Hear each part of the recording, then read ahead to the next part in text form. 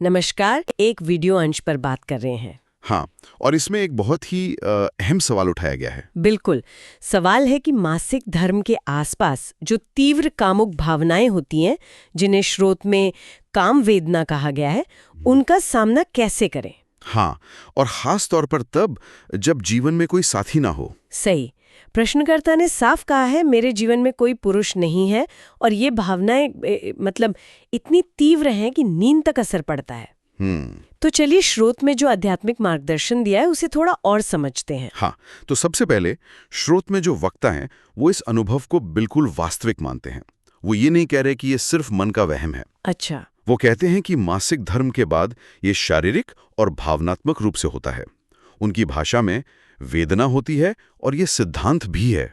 मतलब ये एक शारीरिक सच्चाई भी है, सिर्फ मानसिक नहीं। बिल्कुल बिल्कुल। और इसको स्वीकार करने के बाद ही वो आगे के रास्ते बताते हैं। तो पहला रास्ता क्या सुझाया गया है? पहला रास्ता है गृहस्थ धर्म का, मतलब एक योग्य साथी जिसे वो सत्पुरुष कहते हैं, उसे चुनकर आजीवन विवाह का पालन करना। अच्छा, आजीवन विवाह। और इस पर वो काफी जोर देते हैं ना? हाँ, बहुत ज्यादा। और इसी के साथ वो जो आजकल के अस्थायी संबंध हैं उनकी कड़ी निंदा करते हैं। जैसे वो कहते हैं आज इस पुरुष से कल उस पुरुष से, या फिर लिव इन द रिलेशन, इन सब को वो पूरी तरह से नकारते हैं। और तलाक के बारे में भी कुछ कहा है? हाँ, वो कहते हैं डिवोर्स विवोर्स ये हमारे सनातन धर्म में नहीं है। मतलब विवाह एक अटूट बंधन है। उनके अनुसार स्थिरता पर बहुत बल है। समझ गई। तो ये हुआ पहला रास्ता, सोच समझकर आजीवन विवाह। लेकिन अगर ये संभव ना हो या कोई ये रास्ता ना चुनना चाहे तो फिर दूसरा रास्ता है ब्रह्मचर्य का, यानी इंद्रियों पर संयम रखना, खासकर कामुक इच्छाओं पर। ब्रह्मचर्य, इसके लिए क्या करना होगा? इसके लिए स्रोत दो चीजें बताता है। एक तो सहन शक्ति, मतलब सहना पड़ेगा, और दूसरी है भक्ति, जैसे राधा राधा रटकर सहना पड़ेगा और भक्ति। हाँ, और वो एक तर्क भी देते हैं कि हम इंसान इसीलिए तो पशुओं से अलग हैं कि हम अपने आवेगों पर, अपनी इच्छाओं पर नियंत्रण रख सकते हैं। अच्छा, मतलब अगर नियंत्रण नहीं रखा तो फिर हम में और पशु में अंतर क्या रह गया, ये उनका तर्क है। तो ये सिर्फ दबाना नहीं है, बल्कि सहना और उसे सही दिशा देना है, भक्ति के माध्यम से। ये सहने वाली बात थोड़ी और समझाइए।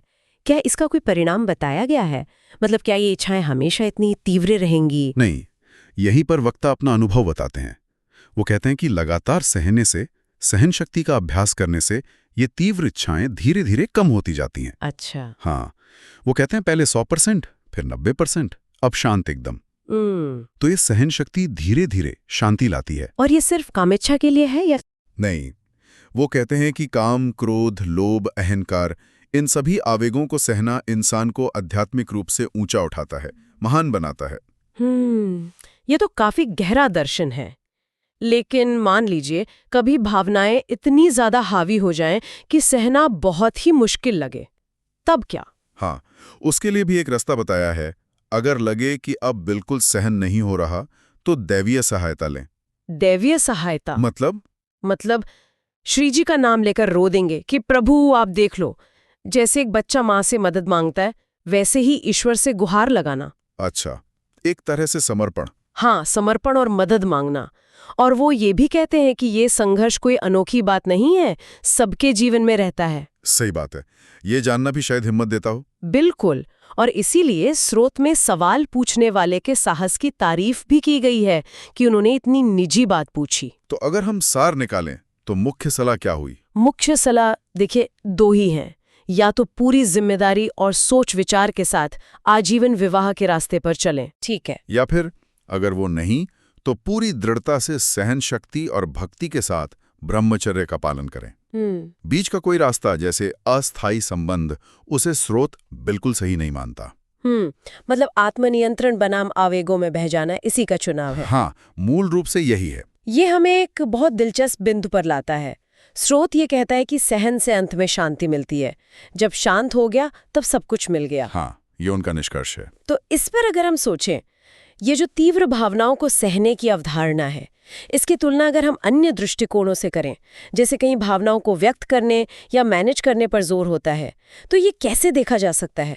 अलग अलग संस्कृतियों या शायद मनोवैज्ञानिक नजरियों में ये एक सोचने वाली बात है। बिल्कुल, ये एक गहरा सवाल है कि इन तीव्र मानवीय अनुभवों से निपटने के अलग-अलग रास्ते क्या हो सकते हैं और उनके परिणाम क्या होते हैं।